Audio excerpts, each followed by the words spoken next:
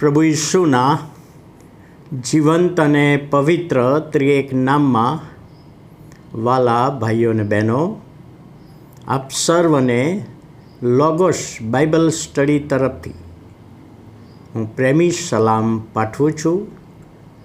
અને આજનો દિવસ એટલે 22મી જૂન 2024 અને શનિવારનો આ નવો દિવસ આપણા જીવનમાં પ્રભુએ બતાવ્યો, તો આપણે પ્રભુનો ખૂબ આભાર માનીએ છીએ.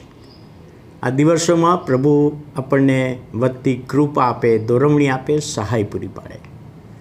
આજનું પ્રોમિસ એ ગીતશાસ્ત્ર તેનો 55મો અધ્યાય એટલે 55મું ગીત અને 22મી કલમ. ત્યાં લખવામાં આવ્યું છે, તારો બોજો યહોવા પર નાખ, એટલે તે તને નિભાવી રાખશે. તે કદી ન્યાયને ઠોકર ખાવા દેશે નહીં.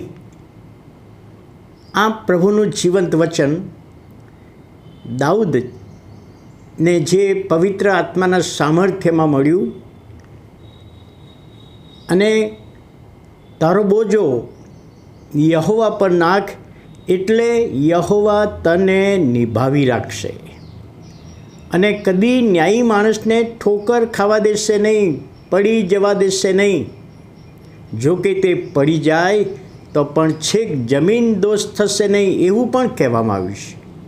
હાથ પકડીને ઊભો કરશે કે ઊભી કરશે. હવે બિશપ હોર્ન સાહેબ આ કલમ વિશે જે ખુલાસો કરતા એક બાબત જણાવે છે કે જેણે પ્રભુ ઈસુ ખ્રિસ્તે આપણા પાપ માથે લીધા અને વધસ્તંભ પર આપણા ઉદ્ધારને માટે પોતાનો પ્રાણ આપી દીધો, તો એ પ્રભુ ઈસુને આપણા બોજા વહન કરવાની પરવાનગી આપીએ. અહીં આગળ પરવાનગી આપીએ એટલે આપણે એના ઉપર નાખીએ, એના ઉપર ઢેલીએ, એને આધાર બનાવીએ, એના પર ભરોસો રાખીએ, એના પર વિશ્વાસ રાખીએ. જો આપણા માટે પોતાનો પ્રાણ આપી દીધો છે, એ પાછો રાખ્યો નથી, તો આપણી ચિંતાઓ, આપણા બોજાઓ એ પણ પ્રભુ વહન કરી શકે છે. તો બિશપ હોર્ન સાહેબ કહે છે કે આપણે એ ઈસુને પરવાનગી આપીએ, પરમિશન આપીએ કે પ્રભુ મારા બોજા છે, તું લઈ લે, હું તને આપું છું. યર્મિયાના વિલાપમાં આપણે વાંચીએ છીએ કે ધન્ય છે પ્રભુ કે જે રોજ રોજ આપણા જીવનના બોજા ઉચકી લે છે, આપણા જીવનના બોજા ઉચકી લે છે. તો એ ઈશ્વર કે જે આપણા બોજા ઉચકી લેનાર, આપણી ચિંતાઓ, મુશ્કેલીઓ દૂર કરનાર યહોવા ઈશ્વર પોતે છે. પ્રભુ ઈસુ ખ્રિસ્ત એ આપણી ચિંતાઓ લઈ લે છે. મેં અગાઉ કહ્યું હતું, પિત્તર પણ કહે છે ને કે તમારી સર્વ ચિંતા મારા પર લાવો, તમારા બોજા મારા પર લાવો. બિશપ હોર્ન સાહેબ જે બોજા સંબંધી કહે છે ને કે આપણા જીવનના બોજા કયા, આપણા ઉપર કયો ભાર છે, કયો ભાર છે? પાપનો ભાર.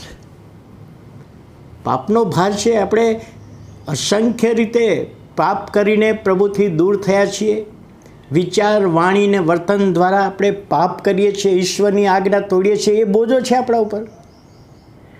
દુનિયાવી ચિંતા, દુનિયા સંબંધીની ચિંતાઓ કે મારી આ બાબત નથી બની, મારી આ બાબત બાકી છે, મારે આમાં શું કરવાનું છે, એની પણ ચિંતા છે.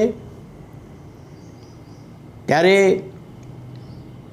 જે આપણી ચિંતાઓ છે, આપણા બોજાઓ છે,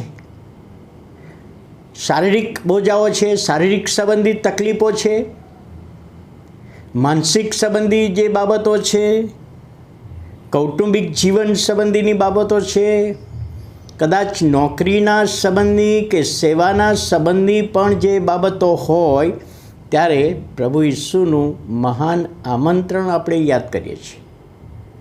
મત્થી 11:28 ઓ વૈથૃ કરનારાઓ, ભારથી લદાયેલાઓ, તમે સઘળા મારી પાસે આવો અને હું તમને વિશ્રામો આપીશ. તો એ ઈશ્વર આપણને વિશ્રામો આપે છે. એ પ્રભુ ઈસુ ખ્રિસ્ત શાંતિ પ્રાપ્ત કરવાને માટે આપણને બોલાવે છે. આપણો બોજો હળવો કરવાને માટે આપણને બોલાવે છે.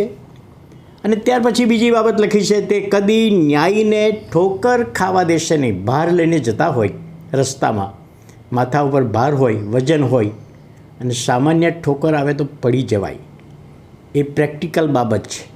ત્યારે અહીંયા આગળ આ વચનમાં પ્રોમિસમાં કહે છે કે કદી ન્યાયને ઠોકર ખાવા દેશે ને. આટલો બધો ભાર લઈને તમે ફરો છો, આટલી બધી ચિંતાઓ લઈને, તો તમે પ્રભુ ઈસુની પાસે આવો, ઈશ્વરની પાસે આવો, અને ઈશ્વર તમને પડી જવા દેશે નહીં. કારણ કે બધા જ બોજા એ વહન કરશે.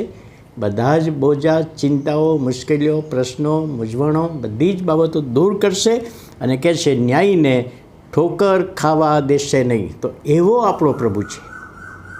તો વાલા ભાઈઓ અને બહેનો, પ્રભુનું વચન 55 ને 22, તારો બોજો યહોવા પર નાખ, એટલે તને નિભાવી રાખશે, તને ડગવા દેશે નહીં, તારી સાથે રહેશે, અને તે કદીને ન્યાયને ઠોકર ખાવા દેશે નહીં. અને એવો પ્રભુ, ન્યાયી એટલે ઈશ્વર પર વિશ્વાસ કરનાર વ્યક્તિ, પ્રભુ ઈસુ ખ્રિસ્તને આપણે આપણા જીવનમાં સ્વીકાર્યા છે, તો પ્રભુની દૃષ્ટિમાં આપણે ન્યાયી ઠરી ગયા છે.